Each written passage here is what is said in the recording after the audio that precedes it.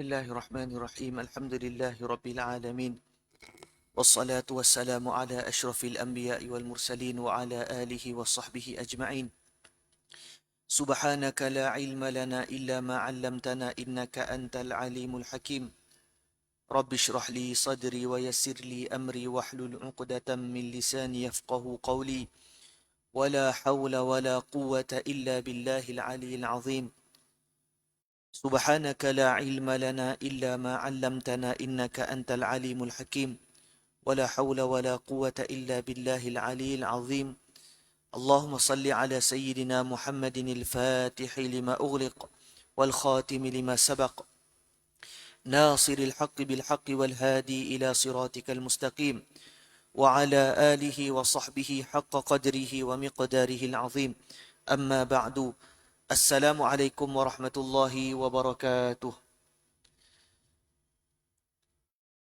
إلى حضرة النبي سيدنا محمد صلى الله عليه وسلم وإلى أرواح والدينا ومعلمينا وذوي الحقوق علينا أجمعين وخصوصا إلى روح الإمام حبيب أحمد بن زين بن علوي الحبشي شيء لله لهم الفاتحة أعوذ بالله من الشيطان الرجيم بسم الله الرحمن الرحيم الحمد لله رب العالمين الرحمن الرحيم مالك يوم الدين إياك نعبد وإياك نستعين اهدنا الصراط المستقيم صراط الذين أنعمت عليهم غير المغضوب عليهم ولا الضالين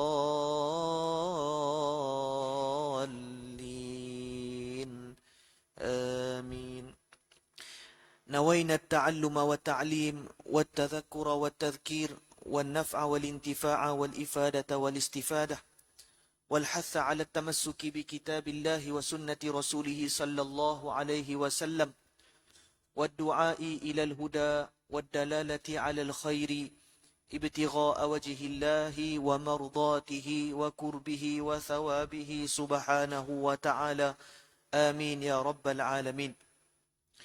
Jadi insya-Allah pada malam ni kuliah Maulana Abdullah Amir, beliau ada urusan, jadi saya akan cubalah sama-sama kita berkongsi sambung perbahasan fiqh kita yang lalu apabila kita habis bahagian puasa.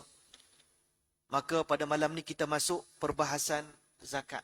Okey? Kita masuk perbahasan zakat. Qala musannifu rahimahullahu ta'ala wa nafa'ana bi'ulumihi wa barakatihi fid daraini amin ya rabbal alamin. Wa amma zakatu, dan zakat, wahia ialah rabi'u arkanil islami, merupakan rukun Islam yang keempat.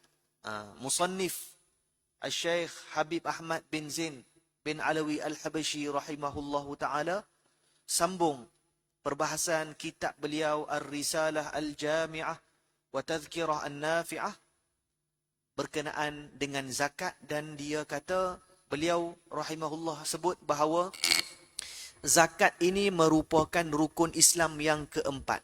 Betul ke? Hari itu kita dah bahas dah. Hari itu pengarang kata rukun Islam yang ketiga adalah puasa. Sedangkan kalau kita tengok di dalam hadis Nabi sallallahu alaihi wasallam, yang mana dalam hadis yang kedua dalam kitab 40 hadis Imam Nawawi, sakit Imam Nawawi, maka dalam hadis tu Jibril datang kepada Rasulullah. Rasulullah duduk dengan para sahabat. Jibril datang menyerupai seorang lelaki yang tak nampak langsung kesan musafir. Dia kata apa? Fa akhbirni anil Islam. Dia kata kat Rasulullah, ceritakan dekat aku tentang Islam. Maka Rasulullah pun jawab, qala al-islamu an tashhada an la ilaha illallah wa anna Muhammadar Rasulullah, betul? Wa tuqimas salah wa tu'tiyaz zakah. Yang pertama, rukun Islam kata Nabi sallallahu alaihi wasallam adalah mengucap syahadatain, asyhadu an la ilaha illallah wa asyhadu anna Muhammadar Rasulullah. Dan kedua, wa tuqimas salah, dan mendirikan salat. mendirikan salat. Dan yang ketiga, wa tu'tiyaz zakah, dan menunaikan zakat. Tetapi pengarang kitab Habib Ahmad bin Zain cakap zakat ni rukun yang keempat. Kenapa bukan rukun ketiga? Sedangkan dalam hadis yang sahih daripada Nabi, rukun yang ketiga. Dan dalam hadis yang masyhur juga dalam riwayat Imam Muslim, Bunyal Islamu ala khamsin, syahadati an la ilaha illallah wa anna Muhammadar Rasulullah wa iqamis salah wa ita'i az-zakah. Pun yang ketiga. Dalam syarah kitab ini sebut kenapa pengarang dahulukan puasa baru zakat. Sebab pengarang melihat kepada mana dahulu pensyariatan dia. Maka puasa terlebih dahulu disyariatkan oleh Allah Subhanahu wa taala, barulah zakat. Maka pengarang barulah selepas puasa barulah dia masuk zakat, dan dia kata zakat merupakan rukun Islam yang keempat. Ini hanya pembahagian lah. So dia melihat kepada pensyariatan. Puasa terlebih dahulu. So dia dahulukan bab puasa, barulah dia masuk bab zakat. Dan buat bab puasa kita dah bincang lah. Amal kan?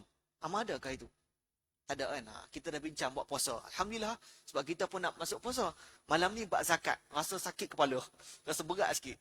Bab zakat memang berat lah. Dia ada perincian yang sangat detail lah. So bab puasa kita dah habis dah. Hari tu. Ada berapa rukun puasa? Ingat tak? Kita recap balik. Amal ingat tak? Rukun puasa ada berapa? Sudah. Nak puasa ni? Kan?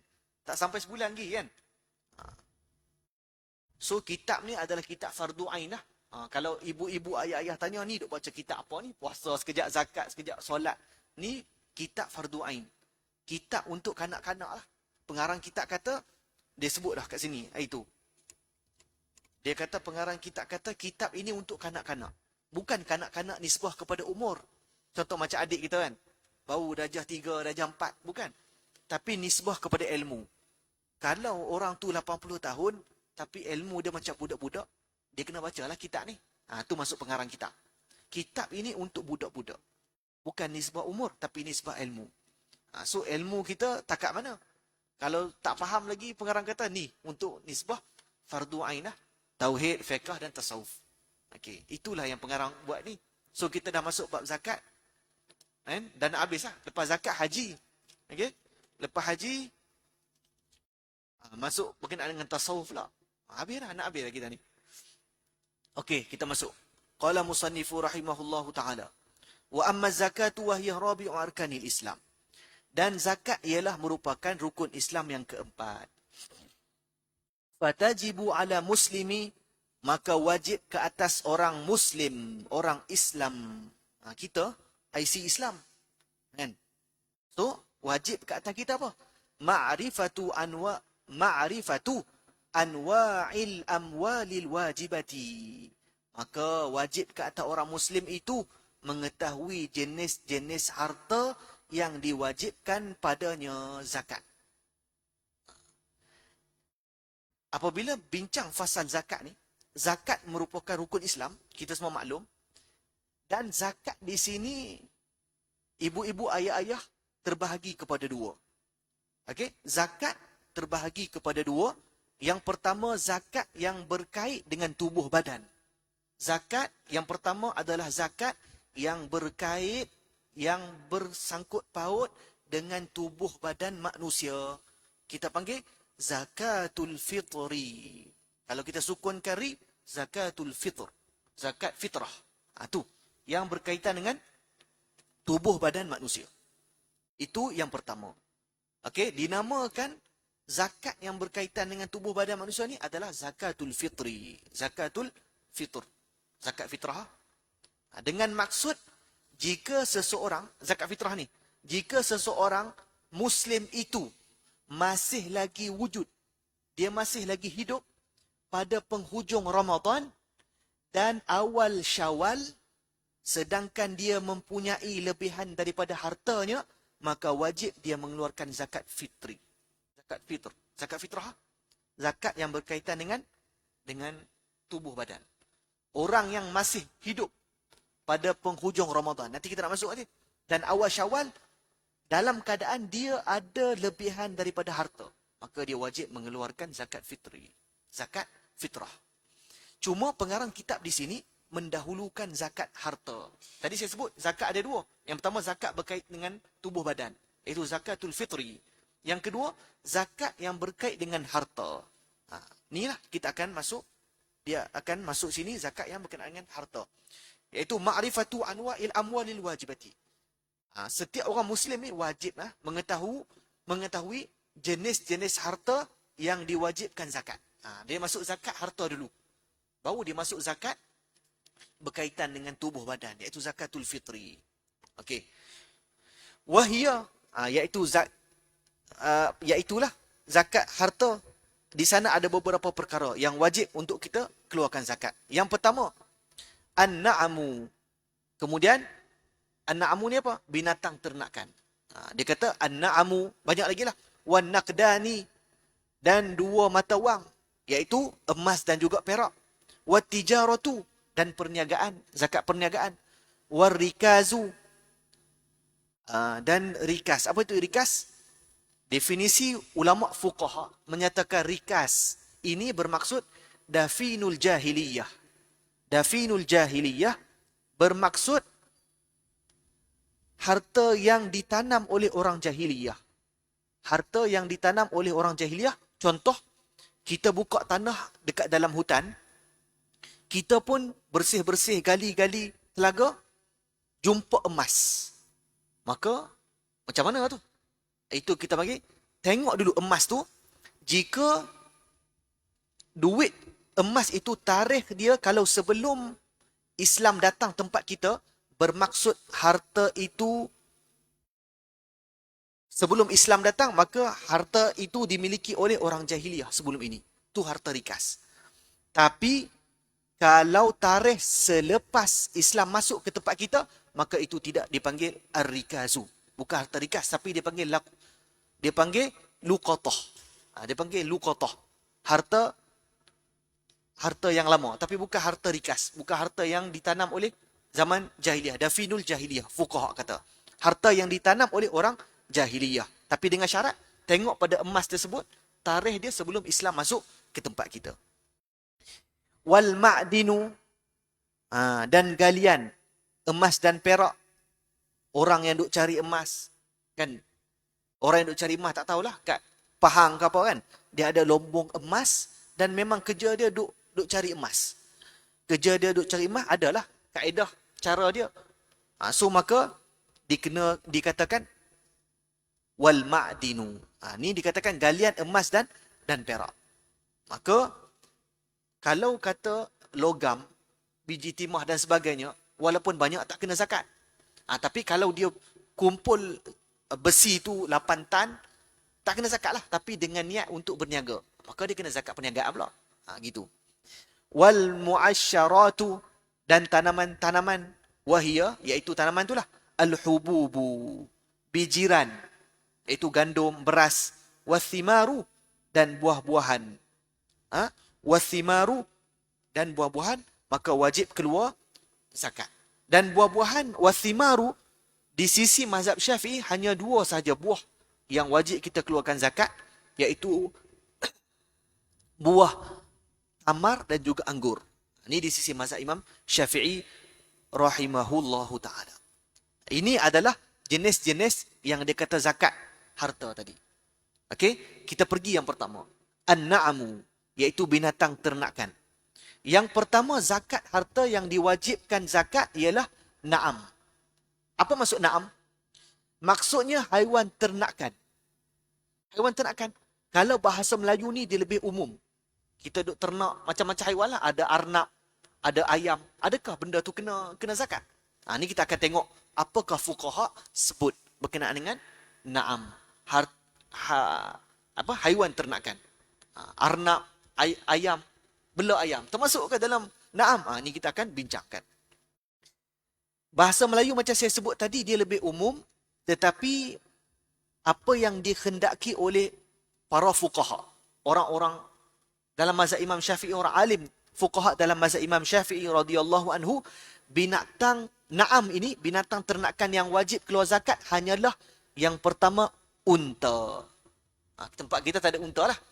So di negara Arab ada unta. Tak tahu kot sini ada unta. Ada ke? Umbula unta. Tak ada kot kan. Yang kedua, lembu. Masuk dalam kategori lembu ni juga adalah kerbau. Tapi apabila cukup syarat-syarat tertentu, jika kita ternak dia, maka wajib kita keluarkan zakat. Itu yang kedua, lembu.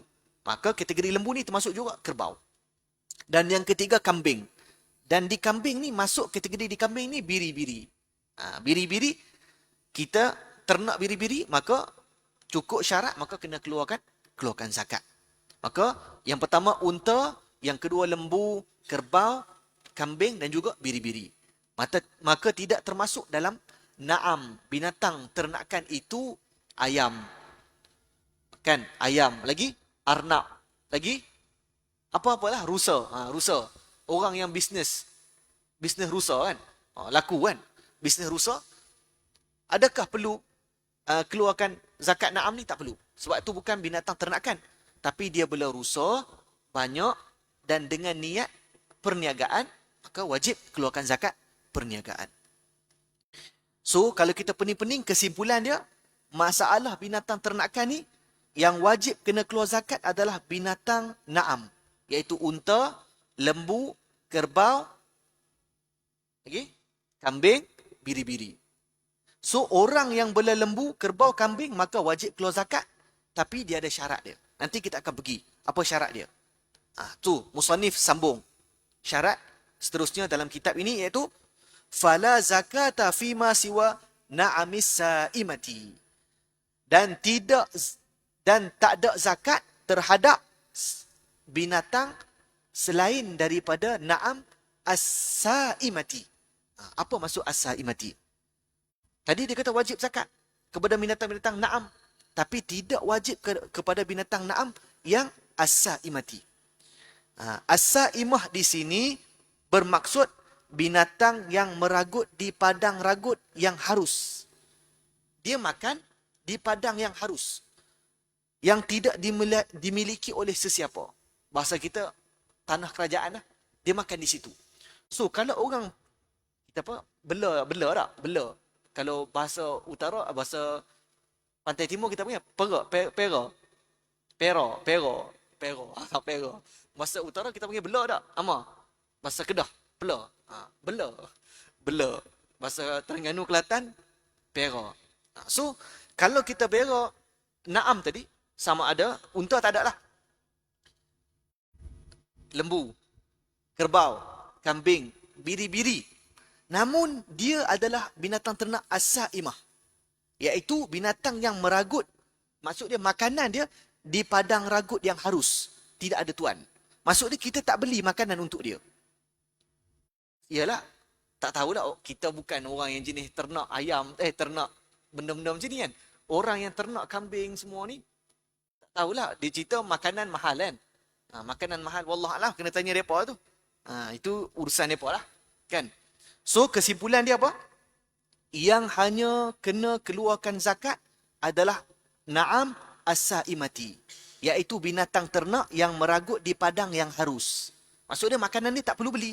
Maksudnya tuan dia tak perlu keluarkan perbelanjaan. Tak perlu keluarkan duit untuk beli makanan untuk binatang tu. Barulah binatang tu syarat dia kena zakat na'am. Zakat untuk binatang ternak.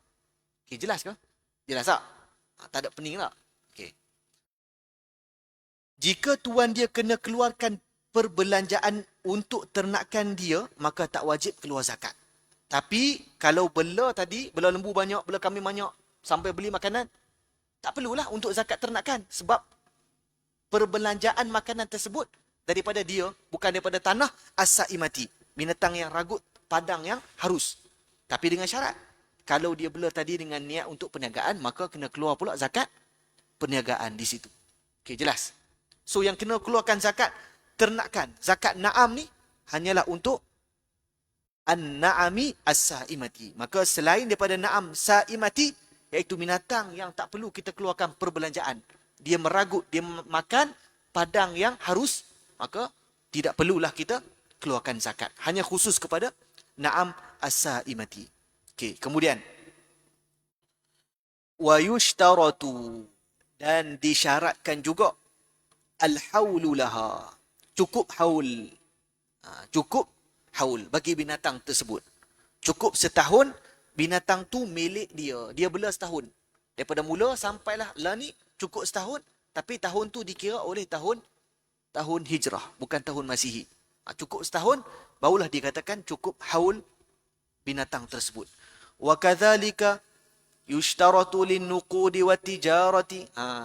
Dan begitu juga disyaratkan haul itu lin-nuqudi, bagi lin-nuqudi, bagi dua mata wang, iaitu emas dan perak. Wat-tijarati, dan perniagaan. Perniagaan pun sama, kena cukup setahun. Wa yushtaratu fi hadhihi al-anwa'i, dan disyaratkan pada semua jenis ini juga an-nisabu aidan, iaitu cukup nisab.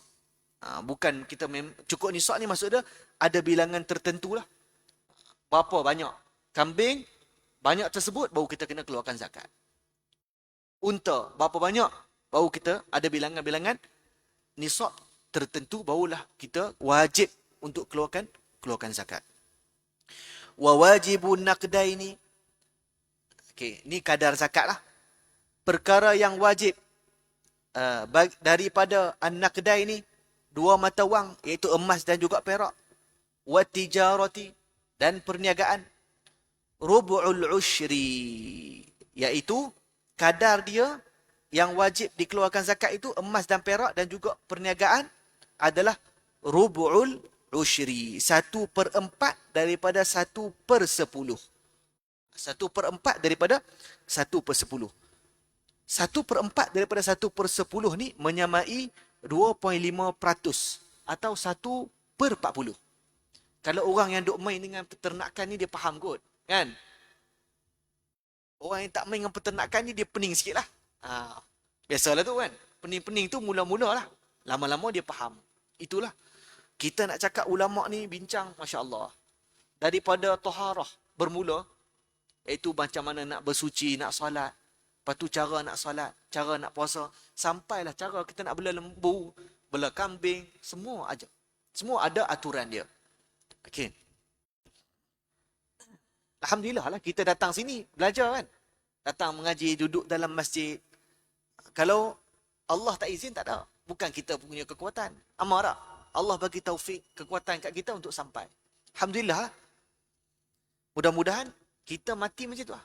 Sampai hujung hayat kita mati macam tu. Rasulullah sebut dalam hadis, man salaka tariqan yaltamisu fihi ilman, sahhalallahu lahu bihi tariqan ilal jannah. Siapa menempuh satu jalan untuk menuntut ilmu, menempuh, ada kesukaran dia, menuntut ilmu, sahhalallahu bihi tariqan ilal jannah. Hadis sahih tu.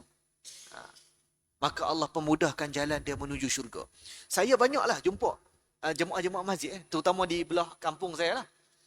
Saya tengok ada jemaah masjid ni, ada yang datang solat berjemaah satu hal. Ada satu tengah ibu ataupun ayah ni, pakcik ni, dia rajin pergi kuliah. Dia pergi kuliah bawa kitab. Dia tanya ustaz tu, ustaz mengaji kitab apa? Riyadhus Salihin hadis, dia beli kitab tu. Dia pun buka kitab, dia tulis. Dia dah tua dah. Bila saya tengok cara dia mati, Masya Allah, hebat. Padahal dia orang biasa je, orang kampung, monoi kita. Tapi sebab dia pun ni cinta ke ilmu, cinta ke ulama', cinta ke majlis ilmu, dia pun bahagia. Sebab kalau kita harap datang masjid untuk solat, bukan untuk belajar, untuk menuntut ilmu, apa guna masjid kita tak? Solat balik. Mana ukhuwah? Sedangkan masjid ni pusat kebangkitan umat, kan? Tapi itulah. So, sebab tu Islam berpecah hari ni, kita tak pelik masjid kosong. Tu haji kita kan. Masjid kita kosong. So Islam berpecah. Dalam media sosial bergaduh. Kau salah aku salah kat kau, kau betul, aku salah. Masjid kosong. So tak ada apalah. Nak cakap apa lagi? Palestin ni lah. Kan? Allah. Tu. Maka kadar zakat yang wajib dikenakan bagi an-naqdai ini, dua mata wang, iaitu emas dan perak, wa tijarati, dan perniagaan, iaitu kadar dia apa? Rubu'ul ushri, 1/4 daripada 1/10. 1/4 daripada 1/10 ni menyamai 2.5% atau 1/40. Itulah. Dengar pun tak faham. Kan? Orang yang dengar pun tak faham, dia pun pening. Apa benda ni masuk matematik pula malam-malam ni kan? Okey. Katakanlah, simpanan kita ada 40,000. Abang Kimi. Ada 40,000, banyak tu. Belanjalah bilik ihsan sikit kan. Okey, katakanlah simpanan kita ada 40,000 atau baki perniagaan kita, contoh kita ni berniaga kasut, baju ke atau apa-apalah. Jadi setakat daripada awal niaga sampai sekarang cukup setahun dengan pengiraan tahun Islam. Cukup setahun kita kena nilai barang-barang yang masih lagi ada. Yang kita nak jual, yang kalau kita jual tu masih lagi laku. Lepas tu, duit yang kita nak pusing, kita nak rolling yang ada, barang-barang yang masih lagi ada tu, yang kita nak jual tu lah.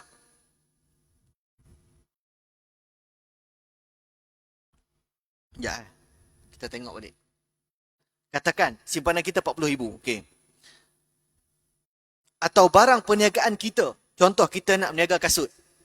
Okey, berniaga kasut, berniaga baju, berniaga apa-apalah. Abang Kimi. Jadi, setakat daripada awal kita berniaga, okey, sampai sekarang, cukup tak setahun? Okey, cukup lah. Katakan cukup setahun. Dengan pengiraan tahun Islam. Dengan pengiraan tahun Islam lah, bukan Masihi. Cukup setahun, kita kena nilai balik barang-barang yang masih lagi ada, yang kita nak jual, yang barang-barang tu masih lagi laku kalau kita jual. Lepas tu, duit yang kita nak pusing, rolling yang ada, yang dah belanja, tak wajib lah. Yang baki. Yang ni kita cerita yang baki. Yang kita dah belanja, kita bagi kat ibu ayah kita tu tak kira. Ni yang ada baki.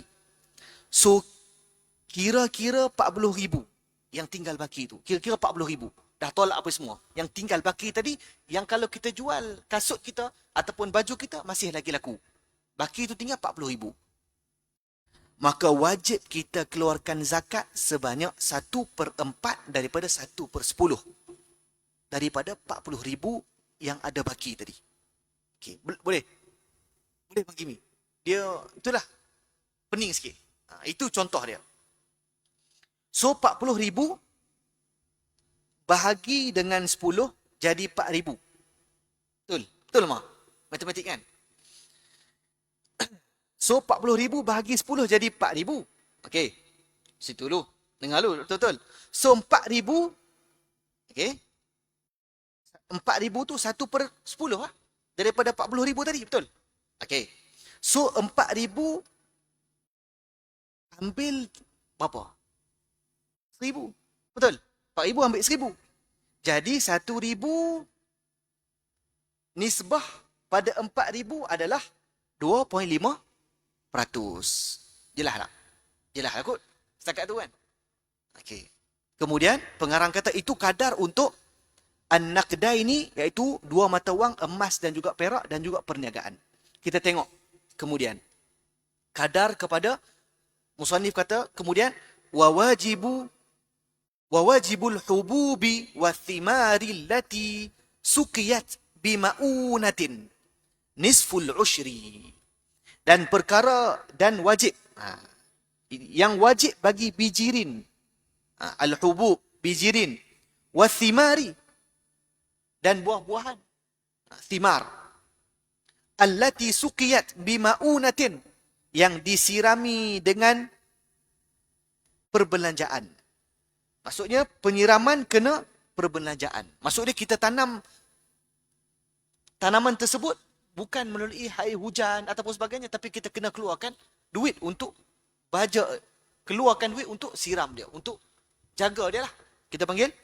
Maka kadar untuk kita wajib bayar zakat dia adalah nisful ushri. 1/2 daripada 1/10. Iaitu menyamai 5%. Okey, 1/20. Tadi yang rubul ushri ni 1/4 daripada 1/10. Menyamai 2.5% atau 1/40. Ni matematik sikit. Dia pakai otak sikit, sakit kepala. Okey.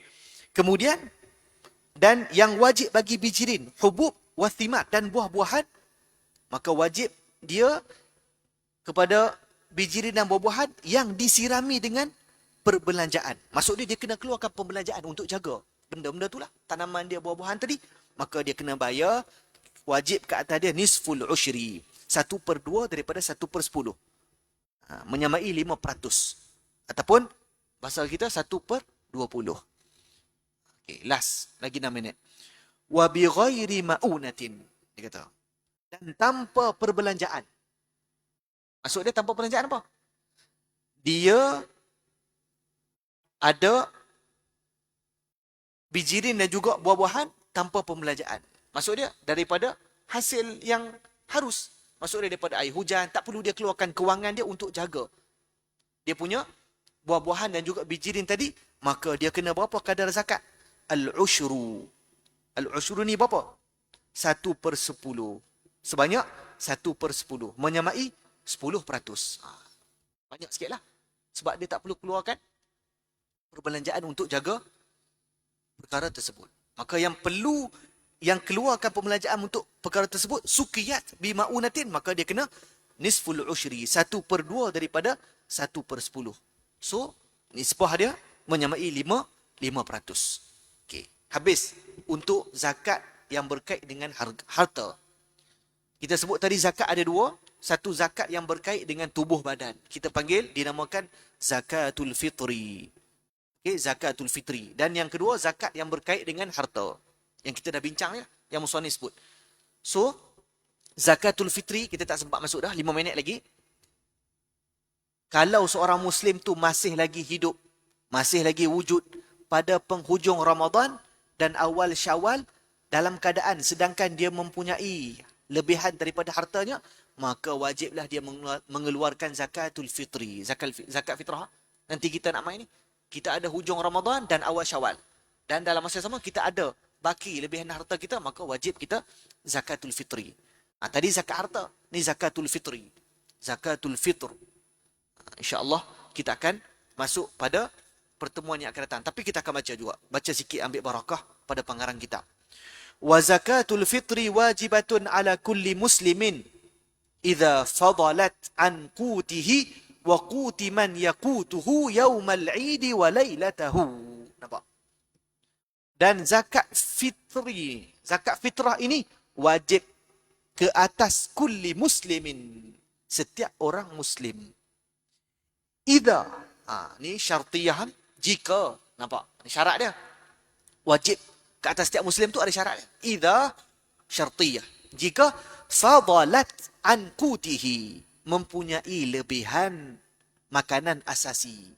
Wa quti man yaqutuhu yaumal 'id wa lailatahu. Dia ada lebihan daripada makanan asasi untuk dirinya dan tanggungannya pada hari raya Aidilfitri dan malamnya. Malamnya hari raya Aidilfitri. Okey. Arba'atu amdadin bimuddin Nabi sallallahu alaihi wasallam. Maka kadar zakat yang wajib dikeluarkan ialah sebanyak 4 cupak dengan kiraan cupak Nabi sallallahu alaihi wasallam. Wa tajibu an-niyatu fil jami'i, dan diwajibkan an-niyatu fil jami'i, berniat pada semuanya. Fi jami'iz zakah, pada semuanya. Jadi kemudian musannif sambung masarifuz zakati. Nanti kita akan terang pada pertemuan akan datang zakat fitri dan juga masarifuz zakah, iaitu penyaluran kat mana kita nak bagi zakat ni. Musannif kata apa? Wala yajuzu an yasrifa zakata wal fitrata illa ila hurrin muslimin muttasifin bisifati ahadin bisifati ahadil asnafith thamaniyati.